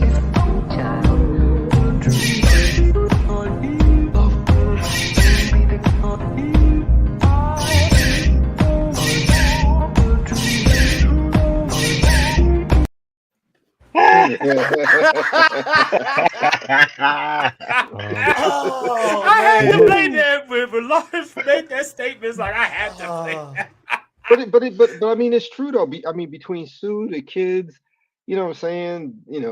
Being a big brother to Johnny, best friend to Ben, and trying to be the smartest person to the rest of the superhero community, trying to impress people and all that. Doom ain't trying to do all that, man. yeah. He's not his intellect and his loyalties are not divided that way. Well, When also too Prince with Reed. Namor came to Doctor Doom and he said, "Listen, I need your help. There is a problem facing the entire planet. If we don't act, the planet will literally be destroyed." Doctor Doom was intellectually insulted. Said Doom is no man's second choice. He would rather, at least in that moment, let Prince Namor think that he would rather sacrifice the entire planet rather than be anyone's second choice. Yeah. And That and says something. to add to that, keep this in mind too. As royalty, as kings, Black Bolt does not go to T'Challa. T'Challa does not go to Namor. Namor does not go to T'Challa or to Black Bolt. But every last one of them went to Doom. Hmm, Mm, That's so true. hey. Yeah. I Yeah. mean, and now mind you, all of them are monarchs. Every last one of them is a king of something. But none of them go to each other when there's a problem. But all of them have gone to Doom. I'm just saying. That just goes to Listen, show that the other main difference between Doom and Reed is that Doom relishes and enjoys making the tough decisions that Reed Richards won't do. Boom. Yeah, There he you does. go. He does because that's part of his attempt at showing his superiority. And you know what? You want to know what the bad part about that is? And not for him, but for Reed. Every time he's been right. you know what? You know what? I had to think about that for a few seconds. My initial thought was to say no, or not quite. But when I think about it, you are correct because rather than face the choice, Reed tries to find some way to dance around it, to avoid the choice, and using his vast intellect to do so. But ultimately, he's hiding behind his intelligence to avoid making the choice, whereas Victor confronts the choice and makes it head on. Well, like Good well, assessment. like I said, it's the Thank you. cracking eggs to make an omelet. Yeah. I mean, think about what we're talking here. Reed does not have the will to do what Victor's done. You got to remember, Victor every year for decades, once a year, would fight Mephisto for the soul of his mother. Yep. Yep. Yeah, that's right. That's right. Every single year for decades until he You know what? finally teamed up with Doctor Strange and then they defeated Mephisto. But you're talking about a man, and that's why Doctor Strange says what he said, and a couple of other people have said it too. The natural person who would make a master of the mystic arts after Strange is Doom. There's no ifs, ands, or buts to that. He's mastered it as much as he has science. And that's the thing about Reed. Like I said, Reed will do everything possible to avoid the emotional consequences on his choices. That's why everything is so clean, so pure, so intellectual, so analytical. Doom is one who Doom seems to have been able to combine the best aspects of all, even if it does bring him to a level of arrogance that is above normal. Right. But Doom is just as comfortable in magic as he is in science. Doom is just as comfortable in letting it go as he is knowing full well that he's gonna have to make hard decisions. Reed does Yeah. not have that. As a matter of fact, if it wasn't for Susan and the rest of the team and his kids, Reed would just be a walking computer. Yeah. He would. He would. And you know, Yeah. the funny thing is this, on the page, Reed Richards has said for years that Susan is his only link to humanity. Yeah, that's correct. Segue. I noticed a conversation earlier on in the stream that Lawrence you were having with I think Finding My Creator or Thank My Creator. I apologize if I get his name wrong, but Oh, Seeking My Creator. there you go. Apologies. So one of you said that he would love to see Fassbender play Doctor Doom on screen. Lawrence, I think you said you wanted to see Michael Shannon. Both excellent choices, but here's the thing: Fassbender is Magneto, so that's not going to happen. Shannon has owned, as well as Terrence Stamp did, General Zod. I don't see that happening either. So there would have to be some other actor who would have to play him on screen. The thing is, don't I can't think of someone off the top of my head who would be good in that role. Josh Brolin, but he was Thanos. I don't know off the top of my head who would make a brilliant on-screen Doctor Doom. Any ideas? Yeah, I'm not gonna lie, I can't think of it. Yeah, I mean, I the- can't either. Well, here's my thing. I agree with you on half of it, and I disagree on the other half. I agree with you on the Michael Fassbender part because he is literally inside of that particular MC universe. Universe. Right. However, to be fair, it has been done because we've watched Chris Evans go from the Human Torch to Captain America. But I don't think that would work with Fassbender. Now, I think Michael Shannon would work is because we are currently seeing characters from the DC universe, the actors being pulled in to play characters in the Marvel universe and vice versa. So I think it would be easier to get away with it with Shannon than it would be with Fassbender. I Fassbender is too tied into Magneto for the simple fact that he's played the character so many times across so many movies. Shannon's only played Zod once. That is true. That is true. I mean, he completely owned the role, but it was only one time. That Right, is true. right. But yeah, but That is true. Fassbender, I mean, he's played it at least what, 6 times? Se- Five or six, one or the other. Several I can think of. Yeah, several. Yeah, yeah. Several. So yeah. So I mean, he's locked into that. There's no ifs, ands, or buts. They're gonna have the same problem with him as Mhm. they would have with Hugh Jackman when they get somebody else to play Wolverine. Yeah, Because definitely.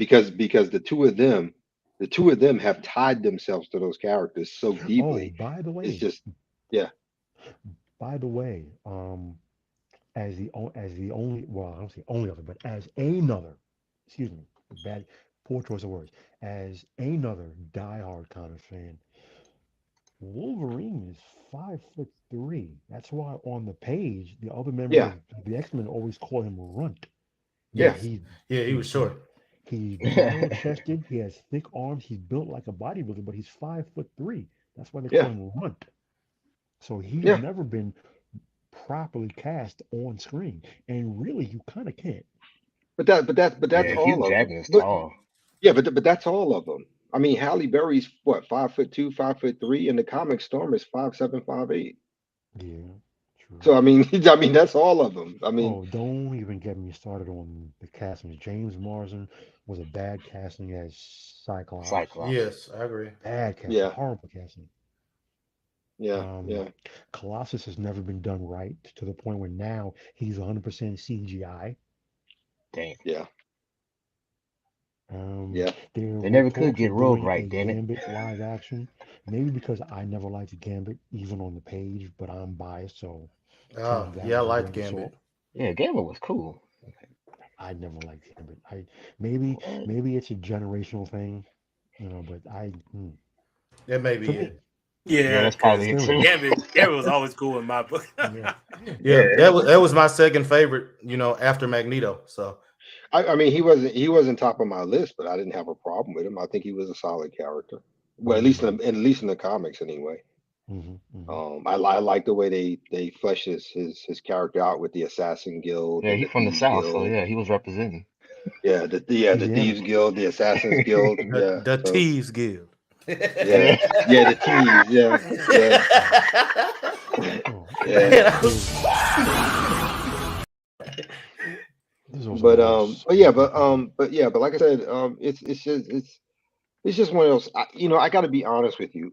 Whether it be Fassbender or Shannon hmm or anybody else, it's not really going to matter because they're going to screw it up. Yes, I Yeah, agree. they will. That I They do will. agree. They will. Yeah, I So to some degree, even though that conversation was had in the chat between myself and seeking my creator for those two actors, mhm. where I'm at right now, I'm getting about I'm kind of getting with them the way I've been getting a lot over the last year with Henry Cavill. They're good actors. If you're not going to give them good stuff, then leave them alone. Don't mess up their careers and all that stuff with this nonsense. You You know, know, and I can tell you right now, just using Henry Cavill as an example, you mhm. can tell he's not having it no more just by the way he walked away from Witcher. He's done. Yeah. And that's and I think Eisen and I talked about this on another stream, I think. But it's one thing when you screw us over, you don't have to respond to us. You can ignore whatever we say. Right. But the very actor you're working with is one of us. You can't play him like that. Hmm. Because he's right there in your face. When you say you're going to do this, and he goes, "No, I read the books, I collect them, I'm a fan. It doesn't work that way," and you blow him off. Yeah, see, you can't blow him off the way we do. You ain't got to see us, but you got to see him every week. You're right. You're 100% right. Hey, So you know what you I'm saying. know, So if that's the case, they're gonna ruin it anyway. So just leave me with the memory of Fassbender as he is as Magneto and Shannon as he is as Zod, and we'll call it a day. the sad thing is this. First of all, as I said, I am done with the MCU. I've walked away from it completely. I'm not interested in anything. I have zero intention of seeing any of it.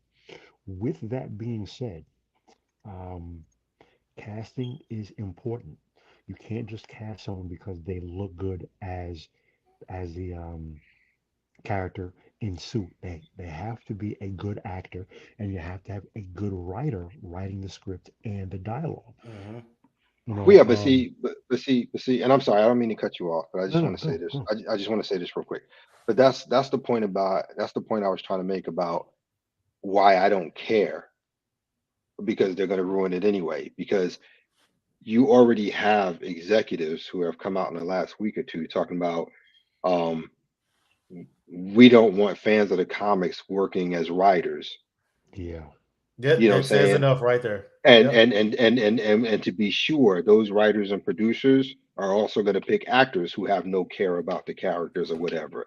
Because see, my problem is, and I think we've all talked about this at one point or another. It's a simple thing. You're not going to come in here and say you love Elektra, and when I ask you to give me a storyline that matters to you, all you can give me is one that everybody knows. You can't give me any nuances. You can't tell yep. me the character's background, the motivations. Not, you just can tell me one thing that made the top 100 graphic novels list. That's why Batman, whoever does Batman, always goes to the same books: Long Halloween, The Dark Knight Returns. You know what I Hmm. mean? It's Yeah, just, so like I said, they've established that they don't care. And like I said, that's why when Henry Cavill walked away from Witcher, I was like, my man, my dude. Yeah. my dude.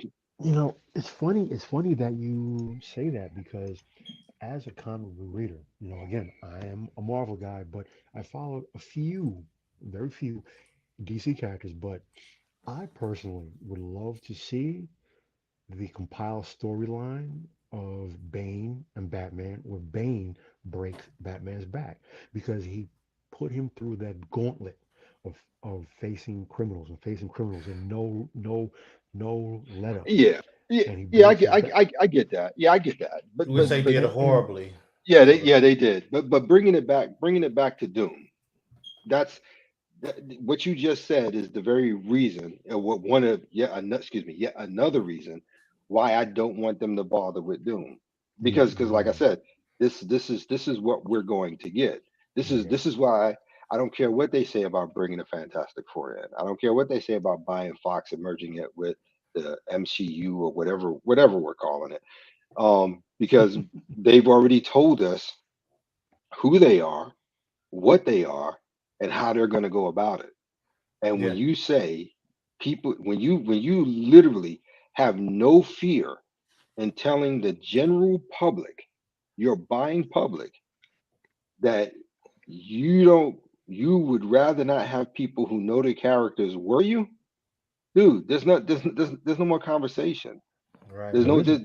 there's no need to have any more, 3-hour streams whining and complaining about it, yada yada yada. It's like the saying goes: when somebody shows you who they are, believe them. Believe them, believe them. Yeah. And they. So when you see the speaking of The Witcher, the Hmm. producer who left and said he left because the writers in the room didn't know the source material, hated the source material, openly mocked it, Hmm. and tried to write storylines that were the opposite of the source material. He said that was time for him to leave. And now that Yeah.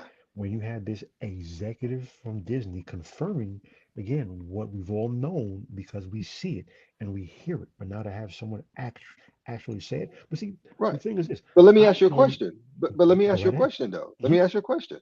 mhm. You know what that sounds like. Say it. No, no, I'm not trying to be funny. You know what that is. We've been listening to it since 2015. You know what that it's the that's the comic book people.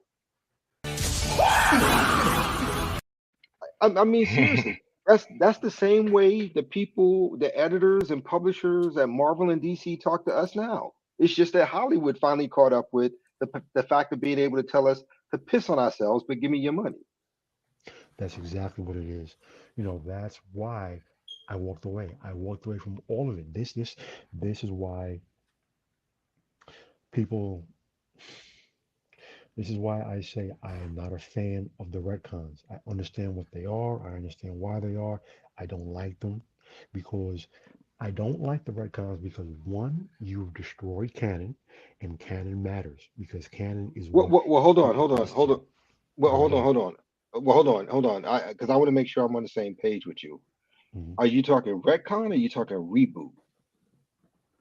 Because what you're saying sounds like reboot. I'm not a fan of the retcons where they take characters and history and canon and lore and throw it all out to make something completely different. I That's a don't reboot. necessarily. That's a I reboot. That's a reboot. I hear what you're saying, but see but see, for example, I don't want to. Sometimes it's a reboot, sometimes it's a retcon. So I'm not against taking certain things and changing things here and there and modernizing because it can be done well. But Right, when that's a you tell retcon. Yeah, me, that's a retcon. Yeah. that now you're making Prince Namor the Submariner, a freaking Mexican Inca who's been alive for 10,000 years, no, That's a reboot. I'm That's a walking reboot. away. That's yeah. That's I'm why I'm trying to. That's why I'm trying to make sure I'm on the same page with you because what you're talking about when it's a wholesale thing where you change all of it, that's a but straight up Marvel, reboot. That's a straight up but reboot. If you're only changing Marvel little has bits been and doing pieces that of their for the history, that's a comic retcon. books as well. Right, but the way that that word has been traditionally used, however, now it's maybe we're getting hung up on the words retcon and reboot, and if so, fair enough. But either way, I don't like the direction where the comics have gone. I don't like the directions where a lot of these genres have gone. And now where the Marvel films were changing things from the comics, so Marvel went back, or Feige went back, the comics were retconned and changed or rebooted to reflect the films. So the Marvel universe as it currently stands is not the universe that it was even 10, 15 years ago.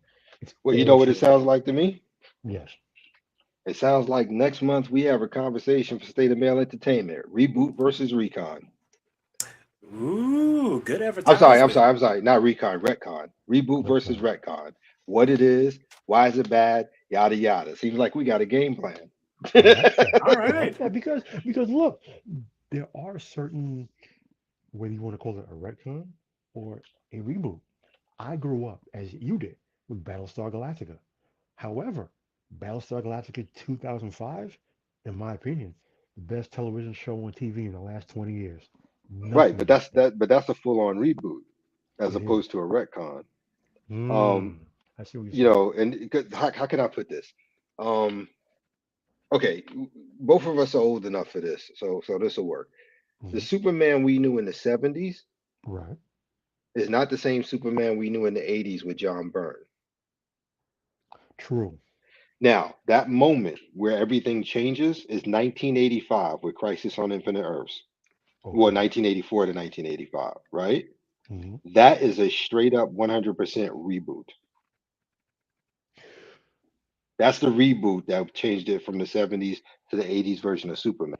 Now, from the 80s to the 90s, they would do little tweaks here and there where they didn't change the overall arc or concept of the character, but they would just make little minutia changes.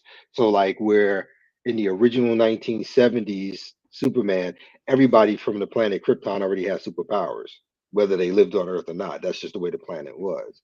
However, when Byrne took over, they were just people who dressed all the time, was afraid to touch, yada yada. That's a retcon. It's just a little Okay. nuance. It's not a wholesale change to the character. True, because we never got to we didn't have anything about their technology, their culture, Right, the exactly. worship Yeah, of Rao, yeah. the funerary rites, any of it. Right, The right, intergalactic travel, their colonies, any of it. That was all basically retcons. right, exactly.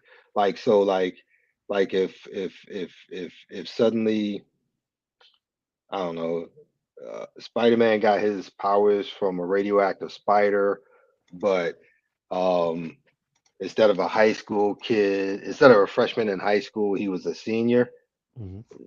That's a reboot because you just erased 4 years of his existence in the history of it. That's a straight up 100% reboot. However, his girlfriend Gwen Stacy in the original timeline, suddenly you do a slight retcon that while she was dating him, she was sleeping with Norman Osborn. That's just a little nuance, but you didn't change the major aspects of the character, if that makes But sense. isn't that still a Hmm. okay? All right, maybe I'm getting caught up on words because to me No, that's a no, no, retcon. no, no, no. And I got to be honest with you, you should because to be quite fair, that's a conversation that's been going on. I don't know, easily 20 years. Arguing it's the same thing as arguing between what's real, an alternate universe or an alternate timeline. Aren't they the same thing? which is You, a you, I mean, you know what I mean.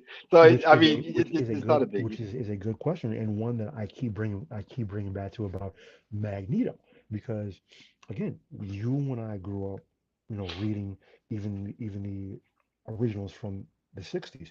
His name was Magnus, and he was a megalomaniac. That's it. Hmm.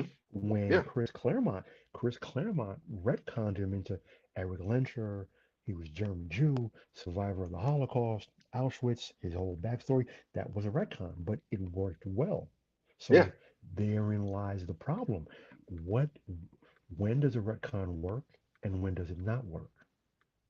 Again, that should be part of the conversation when we do the next film entertainment. Gotcha. As a matter of All fact, right, gentlemen. as a matter of fact, each one of us should probably make a list of maybe two or three where we Mhm. thought changing the character actually worked for the better, and two or three that didn't. I like that. All right, gentlemen. It is now time to come to a close on this segment. Thank you, Master Oogway. So, we're gonna start wrapping things up and everything. So, gentlemen, this will be just the last round of where we give our final thoughts on Doctor Doom. So, Lawrence, I will start with you, good sir. Oh, great show as always. I don't need to say it. Doom's the man. I mean, like I said, man, they just don't make them like this no more. They really don't. And thank you for having me. Fun conversation as always. A pleasure talking to everybody in the chat. Some good posts. It was fun. Thanks. You're welcome, good sir. Logic's finest, Toaster Lives Matter. Your final thoughts. TLM, throw it up. TLM, Toaster Lives Matter. Um, I would say that Doctor Doom is probably the most intricate and complex villain ever created in the Marvel universe. And great conversation, great talking, and make Toaster Oven Lives great again.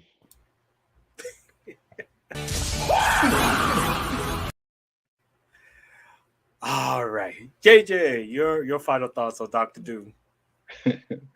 Well, first of all, thank you all for having me, even though I came in late and got obliterated. But other than that, yeah, man, Doctor Doom is a serious character.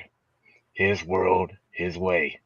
Oh, and by the way, his theme music is awesome. If anybody played Marvel vs. Capcom, you guys know what I'm talking about. It's unfortunate that YouTube has restrictions on streams when it comes to music. But yeah, if we were to play that theme song, it would totally fit his character to a T. I No, promise it no, you. it I no, I've heard it. It does. Yeah. Yeah, It really does. yeah, yes. In fact, that's another discussion of Yeah. itself. Marvel versus Capcom. Like, well, I'm gonna put a pin on that one. Save that for State of Mail Entertainment next year. But yeah, that's definitely a good topic. Last but not least, the Dark Lord himself, Isa Sama. Your final thoughts.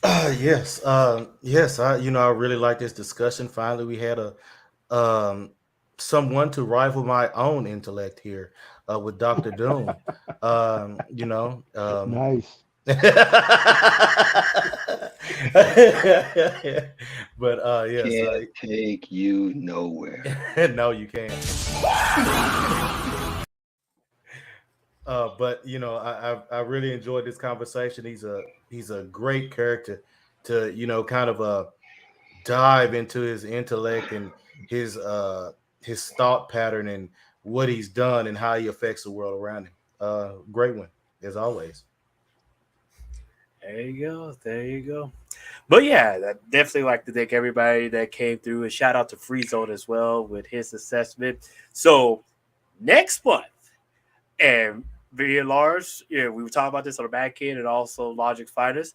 Next month's Villain of the Month, we're actually going to go away from the comics and more to more of a book series and all with this next villain. That's classic literature. Classic literature, none other than Professor James Moriarty. So, for those who don't know, you need to go and check out a Sherlock Holmes book, and you will definitely be up to date in regards to Professor James Moriarty. Or if not, go see some of the films, especially the ones with Robert Downey Jr. That will give you an idea. But yeah, definitely that's going to be coming up for next month to round up the end of Villain of the Month for the year 2023. So you definitely want to tune into that. With that said, thanks for everybody tuning in. Before you go, go ahead. I just want to say real quick, as we go sign off, you guys make sure unplug your toasters tonight. That's right, I threw an electrical slur. Okay, but we're going out of intro on this one.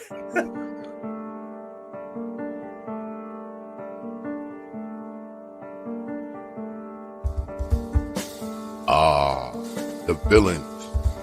For every good guy, there must be the bad guy. Society looks upon villains with disdain because they refuse to follow the rules. But are these villains really bad or misunderstood?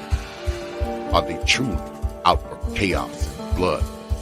Or are they more willing to get out of their comfort zone than the average Joe? Join us for our Villain of the Month discussion. We will break down their philosophy, their past, and their psychology. And then you decide for yourself if these villains are humans or if they are monsters.